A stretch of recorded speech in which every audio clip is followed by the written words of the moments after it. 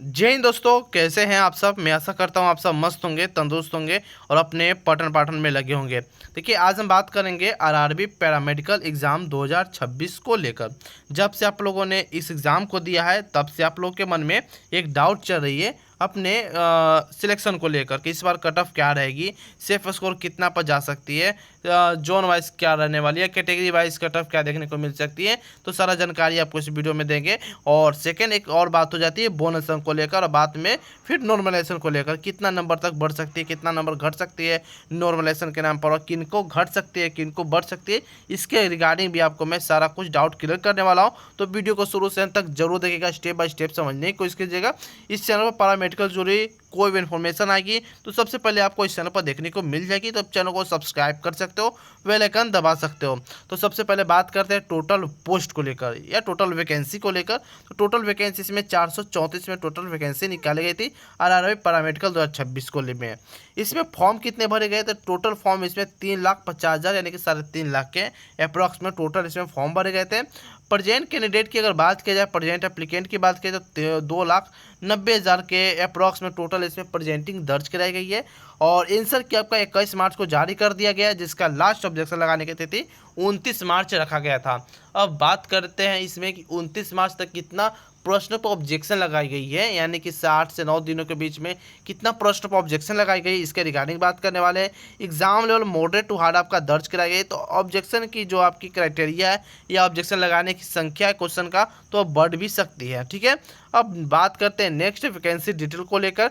तो vacancy detail की बात करें तो टोटल इसमें 434 वैकेंसी थी, जिसके लिए नर्सिंग सुपरिटेंडेंट के लिए 272 पोस्ट निकाली गई थी, जो लेवल 7 का जॉब रहने वाला है, यानी कि पे लेवल आपका 7th रहने वाला है, जिसको में आपको 44,900 आपका बेसिक पे इसमें आपको मिल जाती है। उसके बाद बात करते हैं डायलिसिस टेक्नीशियन को लेकर, जिसके लिए 4 पोस्ट निकाली गई थी। इसमें आपका लेवल 6 होती है, जो आपको 35,400 के अप्रॉक्स में बेसिक पे आपको देखने को मिल जाती है। Health and malaria inspector grade second की बात करेंगे तो 33 पोस्ट है, पे लेवल 6 है। और फार्मेस्टिक एंट्री इन ग्रेड, तो इसमें 105 पोस्ट है, लेवल आपका 5 हो जाती है। रेडियोग्राफर एक्सरे टेक्नीशियन की बात करते हैं तो लेवल 5 का जॉब है, जिसमें 4 पोस्ट निकाली गई है। और ईसीजी टेक्नीशियन की बात किया जाए तो लेवल 4 का जॉब है और 4 पोस्ट इसमें भी निकाली गई है। लेफ्ट असिस्टेंट ग्रेड सेकेंड का बात किया जाए तो इसमें आपको टोटल 12 पोस्ट निकाली गई थी, जिसमें लेवल 3 का जॉब रहने वाला है। आई होप यहाँ तक आपका सारा डाउट क्लियर हो चुका होगा। अब बात करते हैं यहाँ category wise plus zone wise आपको क्या पोस्ट देखने को मिली है, क्या वैकेंसी आपको देखने को मिली है।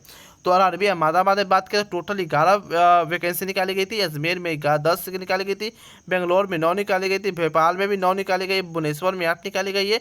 यहाँ सारा आपको zone wise plus category wise vacancy की डिटेल आपको देखने को मिल जाएगी कि अहमदाबाद में यूआर में 5 है, एससी में 2 है, एसटी में 1 है, ओबीसी में 2 है, ईडब्ल्यूएस में 1 है। कहीं कहीं ऐसे जोन है जिसमें ईडब्ल्यूएस में तो वैकेंसी ही नहीं है। बहुत सारे जोन है, जैसे कि अजमेर हो गया, बेंगलोर हो गया, भोपाल हो गया, फिर चंडीगढ़ जोन हो गया। यहाँ पर आपको 0 दिख रही होगी कि ओबीसी में सीट नहीं है, एसटी का सीट बिलासपुर में नहीं है।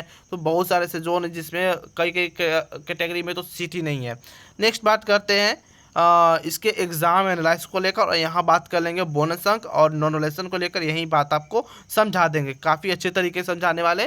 तो बढ़िया से आप समझने की कोशिश कीजिए। कोई डाउट बचे तो कमेंट सेक्शन के माध्यम से पूछ सकते हैं। कमेंट करने से पहले आपको हाई बटन प्रेस करना पड़ेगा, तभी आप कमेंट कर पाओगे, क्योंकि मेरे चैनल पर प्रॉब्लम चल रही है। तो आप सबसे पहले हाई बटन को दबाओ और फिर उसके बाद कमेंट कर सकते हो, वहाँ जवाब को विद इन सेकेंड प्रोवाइड करा दिया जाएगा। सबसे पहले बात करते हैं 11 मार्च को लेकर। सबसे पहला दिन आपका एग्जाम हुआ था 11 March. First shift hard, second shift moderate and third shift आपका मॉडरेट टू हार्ड पूछा गया था। बात करते हैं नॉर्मलाइजेशन को लेकर। नॉर्मलाइजेशन अगर आपने हार्ड शिफ्ट में एग्जाम दिया है तो आपको 1 से लेकर 10 नंबर तक आपको बढ़ते हुए प्रतीत हो गए। और बात किया जाए मॉडरेट शिफ्ट में अगर आप एग्जाम दिए तो 1 से लेकर 6 नंबर तक आपको बढ़ते हुए प्रतीत होंगे, यानी कि 1 से लेकर 10 नंबर तक आप मॉडरेट या हार्ड शिफ्ट में बढ़ते हुए आपको मिलेंगे।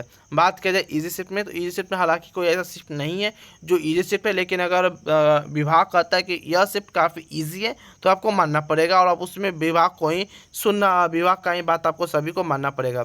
अगर आप बात किया जाए इजी शिफ्ट वालों के लिए, तो इजी शिफ्ट में आपको नंबर घटेंगे, या एज एट आपको जैसा है आंसर की के अकॉर्डिंग वैसा ही नंबर भी देखने को मिल सकती है, नंबर घटते हुए प्रतीत भी होंगे। इसमें एक्यूरेसी आप बता दें रेशियो तो 50-50% का होती है। 50% उम्मीद है कि बढ़ भी जाएगी और 85% उम्मीद है कि घट भी जाने की उम्मीद है। ठीक है, सॉरी बढ़ेगी नहीं, 50% उम्मीद है कि जैसा का तैसा, यानी कि जैसा आपका आंसर की के अकॉर्डिंग आपका रो मार्क्स है वैसा ही रह जाएगा, और 50% उम्मीद है कि उससे नंबर घट भी सकते हैं। बात करते हैं नेक्स्ट 12 मार्च को लेकर, तो first shift moderate and second shift moderate to hard, third shift आपको हार्ड पूछा गया था। 13 मार्च के first shift hard and second shift moderate and third shift hard पूछा गया था। यहाँ आपको नॉर्मलाइजेशन को लेकर तो ज़्यादा फंडा में आपको बता दिया। अब मैं आपको बताता हूँ बोनस अंक को लेकर। तो 11 तारीख के बाद किया जाए तो फर्स्ट शिफ्ट में टोटल 10 प्रश्न पर ऑब्जेक्शन लगाई गई है, सेकेंड 8 और 6 आपको लगाई गई 5 प्रश्न पर ऑब्जेक्शन लगाई गई है। 12 मार्च के फर्स्ट शिफ्ट में 5, सेकेंड शिफ्ट में टोटल 7 और थर्ड शिफ्ट में टोटल 3 प्रश्नों पर ऑब्जेक्शन लगाई गई है। बात किया जाए 13 मार्च के फर्स्ट शिफ्ट को लेकर तो 2, सेकेंड शिफ्ट में 3 और थर्ड शिफ्ट की बात किया जाए जो हार्ड है इसमें लगभग 8 प्रश्नों पर ऑब्जेक्शन लगाई गई है। आई होप यहाँ तक आपका सारा डाउट क्लियर हो चुका होगा। अब यहाँ बात कर लेते हैं कि ऑब्जेक्शन लगाने को में तो पता चल गया कि इतना ऑब्जेक्शन इस प्रश्नों पर लगा है। तो अब बात की जाए कि बोनस तक क्या मिलेगी, कि इसके अगर कोई क्वेश्चन डिलीट होते हैं, निगलेक्ट किए जाते हैं, तो इसके अकॉर्डिंग आपको बोनस अंक देखने को मिलेगी। अभी विभाग की तरफ से ऐसा कोई सूचना तो नहीं मिली है कौन सा क्वेश्चन उनको डिलीट करना या वो आएगी। स्कोर कार्ड जारी होगी तभी पता चलेगा क्या क्वेश्चन डिलीट हुए, निगलेक्ट हुए, कितना बोनस अंक देखने को मिलेगी। तत्कालीन अगर एवरेज आप लेकर चलोगे तो 2 से 3 नंबर आपको बोनस अंक के नाम पर बढ़ते हुए प्रतीत होंगे हर एक शिफ्ट के अकॉर्डिंग। किसी न किसी शिफ्ट में 2 से 3 नंबर रेलवे गलती कर ही देता है, आरआरबी कुछ न कुछ गलत प्रश्न डाल ही देता है, चाहे वो ऑप्शन गलत हो या क्वेश्चन गलत हो, कुछ ना कुछ गलत हो जाते हैं। तो 2-3 नंबर आप बोनस लेकर चल सकते हैं। और उसके बाद नॉर्मलाइजेशन को मैं आपको बता ही दिया कि normalisation hard shift, moderate shift और इजी शिफ्ट में नॉर्मलाइजेशन आपको कैसा देखने को मिलेगी। बात करते हैं RRB staff nurse exam pattern को लेकर। तो देखिए इसमें 70 क्वेश्चन पूछे जाते हैं प्रोफेशनल एबिलिटी से, जो कि 70 मार्क्स होते हैं। जनरल जीएस से 10 क्वेश्चन 10 नंबर का। अर्थमेटिक रीजनिंग और रीजनिंग इंटेलिजेंस रीजनिंग से बात की जाए तो 10 क्वेश्चन 10 नंबर का, और साइंस से 10 क्वेश्चन 10 नंबर का। यानी कि सबसे ज़्यादा वेटेज होता है, यानी कि अगर आपका स्कोर करने वाली सब्जेक्ट है तो professional ability. Total number of question 100 और 100 मार्क्स का आपका नंबर भी रहने वाला रहता है। 1/3 का निगेटिव मार्किंग है, तो सोच समझकर बहुत से कैंडिडेट हैं इसमें तुक्काबाजी की है। तो जो भी तुक्का लगाया उनका नंबर काफ़ी घटे हैं आंसर के आने के बाद, आप सभी को पता है, क्योंकि आंसर के आने के बाद बहुत से कैंडिडेट के मार्क्स में घटाव देखने को मिला है। और इनका मेन रीज़न था 1/3 का निगेटिव मार्किंग और तुक्केबाजी करना। इनके कारण जो बिगिनर स्टूडेंट हैं उनको पता नहीं है और उनको काफ़ी प्रश्न गलत भी हो चुके हैं। अब बात करते हैं मिनिमम क्वालिफाइंग मार्क्स को लेकर, तो जो काफ़ी इंपॉर्टेंट रहती है। यूआर ईडब्ल्यूएस से 40%, ओबीसी एनसीएल एसी से 30% और एसटी से 25% के अप्रॉक्स में, अगर आपका इससे इतना के करीब में है आपको नंबर लाना ही पड़ेगा। अगर इससे आप 0.01% भी अगर आपका नंबर कम है तो आप फाइनल कट ऑफ से या कट ऑफ कंपटीशन की दुनिया से जो आरआरबी स्टाफ नर्स है उससे आप काफ़ी दूर चले जाओगे, फाइट भी आप नहीं कर पाओगे। तो कट ऑफ लिस्ट में ना माना तो दूर की बात है, अगर इससे कम नंबर अगर आपका आता है तो। अब नेक्स्ट बात करते हैं, अगर आप किसी भी गवर्नमेंट जॉब की तैयारी करते हो, चाहे वह एसएससी हो या रेलवे हो या कोई भी अदर कॉम्पिटेटिव एग्जाम की तैयारी करती हो, तो अब सारा बुक आपके लिए इंपॉर्टेंट हो जाती है। देखिए सबसे पहले मैं आपको बता दूं, अगर आप जनरल कॉम्पिटिशन की तैयारी करते हो तो पॉकेट जीके आपके लिए रामबाण है। आप किसी भी एसएससी, रेलवे या बैंकिंग या किसी भी क्षेत्र के कोई भी कॉम्पिटेटिव एग्जाम की तैयारी करते हो तो आपके लिए एसएससी मैथ, रीजनिंग के लिए और फार्मूला बेस, एसएससी में इंग्लिश वोकेबुलरी के लिए आपको ब्लैक बुक काफ़ी इंपॉर्टेंट हो जाती है। इससे काफ़ी प्रश्न मिल जाते हैं। सामान्य ज्ञान लूसेंट आपका जो होता है वह जनरल कंपटीशन के लिए काफ़ी बेटर माने जाते हैं। वन लाइनर अप्रोच इसमें दिए जाते हैं, तो काफ़ी एज अ आपको एकदम डायरेक्ट आपको क्वेश्चन देखने को मिल जाती है एग्ज़ाम से। और यूपी पुलिस कांस्टेबल हाल ही में आपका एग्ज़ाम होने वाला, इसके लिए काफ़ी अच्छा किताब आप देखने को मिल सकता है। अगर आपने भी आरआरबी एनटीपीसी अंडर ग्रेजुएट का फॉर्म भरा है तो आपके लिए काफ़ी इंपॉर्टेंट हो जाएगी। पॉकेट जीके, रेलवे का गणित काफ़ी इंपॉर्टेंट हो जाती है। संपूर्ण गणित परामास्त्र आपके लिए काफ़ी इंपॉर्टेंट हो जाती है। अगर आप साइंस के लिए किताब देखना चाह रहे हो तो आप एसके झा का विज्ञान देख सकते हो, जो कि रेलवे के लिए खास बनाया जाता है। इसमें प्रीवियस ईयर क्वेश्चन भी आपको देखने को मिल जाएगी, जो रेलवे ग्रुप डी से रिलेटेड हो, एनटीपीसी से रिलेटेड हो, जेई से रिलेटेड हो, एलपी से रिलेटेड सारा क्वेश्चन आपको पीवाईक्यू के रूप में आपको यहाँ पर देखने को मिल जाएगी। उसी प्रकार रेलवे का आपका नीरज सर का भी देखने को मिल जाएगी जनरल साइंस की किताब।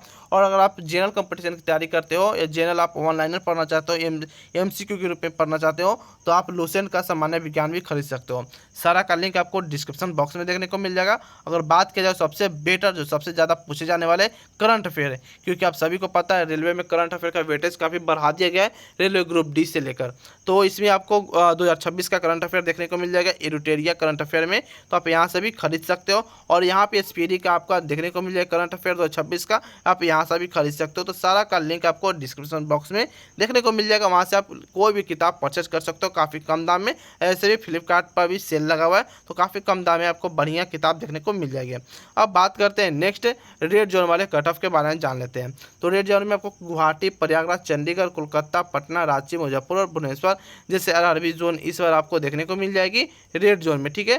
तो अगर आप यहाँ से फॉर्म भरे हो तो UR में 74 से 77, अन्य पिछड़ा वर्ग 70 से 72, EWS 67 से 70, SC 64 से 67, ST 60 से 64 के बीच में अगर आपका नंबर बन रहा है तो आप सेफ हो।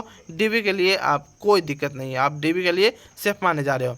नेक्स्ट बात करते हैं ग्रीन जोन को लेकर। तो ग्रीन जोन में आपको मैं बता दूं मुजफ्फरपुर, गोरखपुर, मुंबई, चेन्नई, अहमदाबाद, बेंगलोर, अजमेर, भोपाल, सिलीगुड़ी, तिरुवनंतपुरम, सिकंदराबाद, बिलासपुर, मालदा, जम्मू, श्रीनगर जैसे जोन आपको इस बार ग्रीन जोन में देखने को मिल रही है। अगर आप यहाँ से फॉर्म भरे हो तो UR में 70 से 72, OBC 68 से 70, EWS 64 से 68, SC 59 से 62 और ST 55 से 58 के बीच में अगर आपका नंबर बन रहा है तो आप सेफ हो।